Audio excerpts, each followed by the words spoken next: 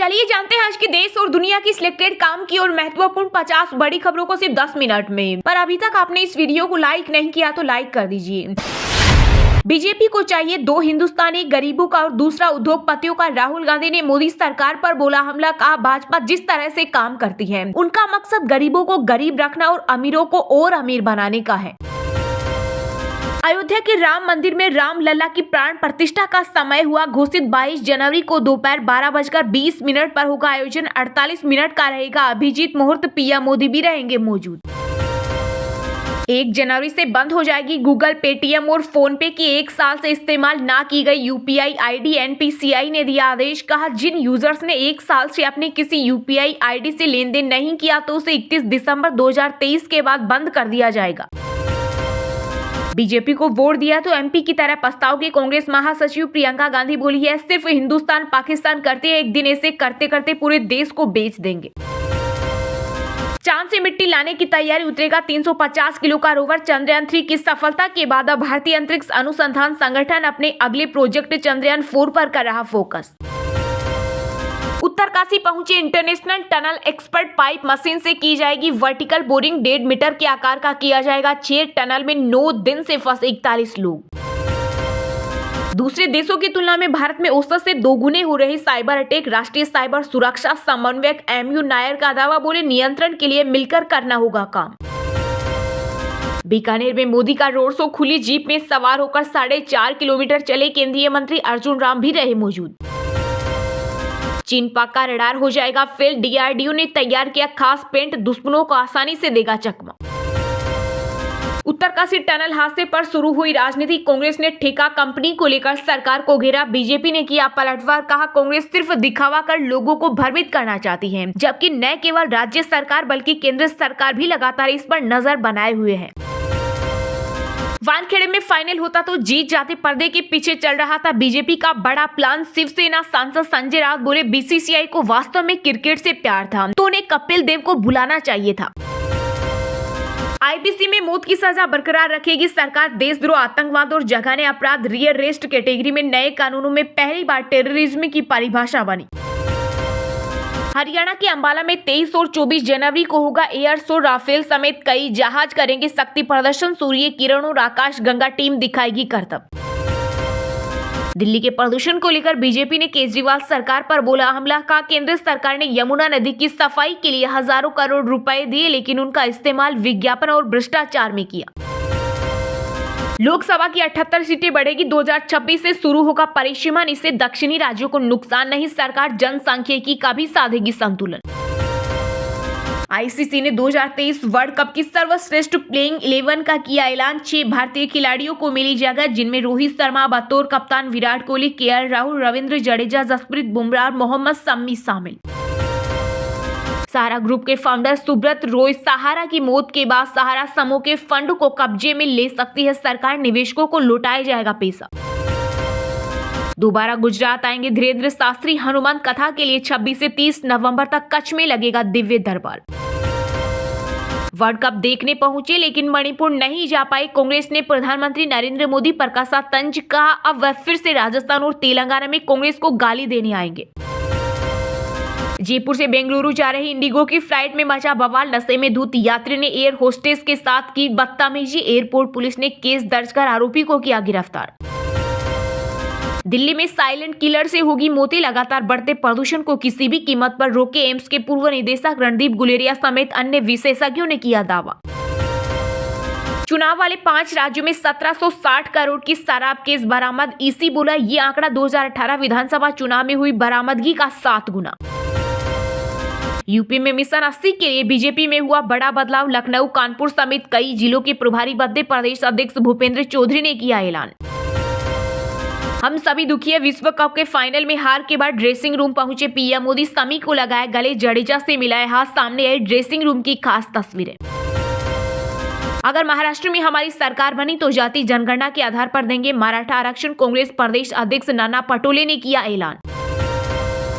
दिल्ली शराब नीति घोटाले के मामले में आप नेता संजय सिंह की याचिका पर सुप्रीम कोर्ट ने ईडी को जारी किया नोटिस, दिसंबर में होगी अगली सुनवाई। पंजाब में किसानों ने घेरे डीसी ऑफिस, पराली लदी ट्रॉली लेकर पहुंचे एयर पोल्यूशन पर केस दर्ज करने से भड़के 18 किसान संगठन। हैदराबाद का नाम बदलने की हो रही तैयारी, भाजपा नेता जी किशन रेड्डी ने कहा, नाम बदलने की बात में आखिर गलती क्या है। पीएम मोदी ने उत्तराखंड के सीएम पुष्कर सिंह धामी से फोन पर लिया उत्तरकाशी टनल हादसे का अपडेट, बोले सभी मजदूरों को सुरक्षित निकाला जाएगा बाहर। ग्राउंड में विराट कोहली को पकड़ने वाले ऑस्ट्रेलियाई नागरिक वेन जॉनसन $10,000 इनाम देगा खालिस्तानी आतंकी संगठन। हिमाचल सीएम ने भाजपा पर लगाया 100 करोड़ का माइनिंग घोटाले का आरोप, बोले पिछली सरकार में बिना लीज चलते रहे 63 क्रेशर, स्टेट को नहीं मिली रॉयल्टी।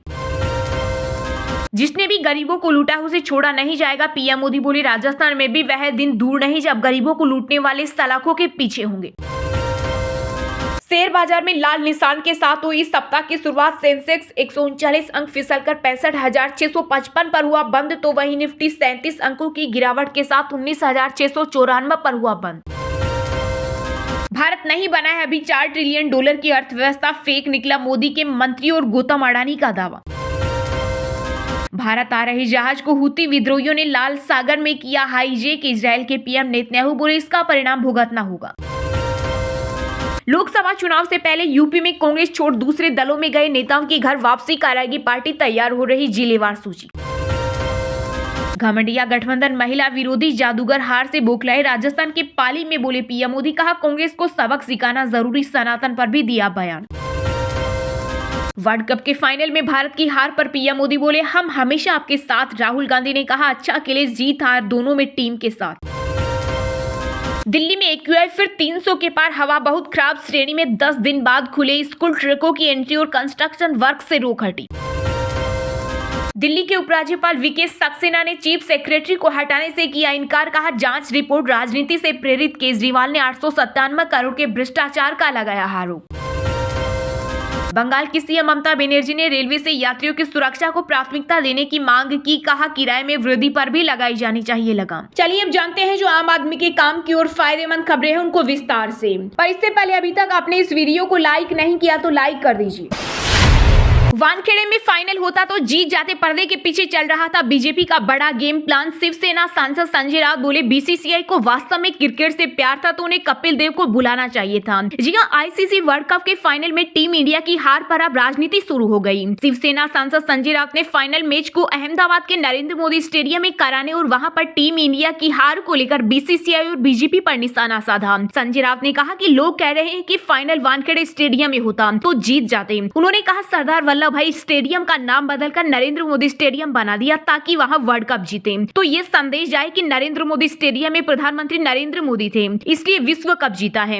राउत ने बताया कि ये पर्दे के पीछे बीजेपी का बहुत बड़ा गेम प्लान चल रहा था। शिवसेना सांसद ने आगे कहा कि टीम इंडिया शानदार खेल रही थी, टीम ने 10 मैच जीते थे लेकिन 11वां मैच हार गई। राउत ने कहा कि अगर टीम इंडिया वर्ल्ड कप जीती तो बीजेपी इसका पूरा श्रेय लेने की तैयारी कर चुकी थी। उन्होंने कहा कि भारतीय टीम के हार जाने का दुख सभी को है, लेकिन क्रिकेट में जिस तरह वंशवाद हुआ है। वहीं राउत से जब पूछा गया कि कपिल देव को नहीं बुलाया तो उन्होंने इसे दुर्भाग्यपूर्ण बताया और कहा कि कपिल देव भारत की पहले विश्व कप विजेता टीम के कप्तान थे, उन्हें अहमदाबाद में फाइनल के लिए आमंत्रित नहीं किया गया था। राउत ने कहा अगर कपिल देव वहां आ जाते तो बीजेपी वालों को दिक्कत होती, इसलिए नहीं बुलाया। अयोध्या के राम मंदिर में रामलला की प्राण प्रतिष्ठा का समय हुआ घोषित। 22 जनवरी को दोपहर 12:20 पर होगा आयोजन। पीएम मोदी भी प्राण प्रतिष्ठा में रहेंगे मौजूद। जी हां, अयोध्या में रामलला की प्राण प्रतिष्ठा का शुभ मुहूर्त तय हो गया। 22 जनवरी को अभिजीत मुहूर्त मृगशीरा नक्षत्र में दोपहर 12:20 बजे रामलला की प्राण प्रतिष्ठा होगी। 48 मिनट का यह मुहूर्त दोपहर 11:36 बजे से 12:24 बजे तक रहेगा। प्राण प्रतिष्ठा समारोह 16 जनवरी से शुरू होकर 24 जनवरी तक चलेगा। वहीं राम मंदिर के ट्रस्ट के सदस्य कामेश्वर चौपाल ने बताया कि समारोह में विश्व के अनेक देशों के करीब 100 विशेष राम भक्तों को आमंत्रित किया जा रहा है। इसके अलावा संतों और देश भर के राम भक्तों सहित 7,000 लोगों को भी आमंत्रित किया जा रहा है। कार्यक्रम में मुख्य पर्व 22 जनवरी को पीएम मोदी को शामिल होने के लिए आमंत्रण पत्र भेजा जा चुका है। चौपाल ने आगे बताया कि प्राण प्रतिष्ठा समारोह देश के 4 लाख गाँव के मंदिरों में भी मनाया जाएगा। इन मंदिरों के राम नाम संकीर्तन और किसी एक मंत्र का जप के साथ मुख्य पर्व पर आरती और प्रसाद वितरण होगा। इसके साथ ही समारोह का लाइव टेलीकास्ट होगा, इससे करोड़ों भक्त इस ऐतिहासिक पल को सीधे देख सके।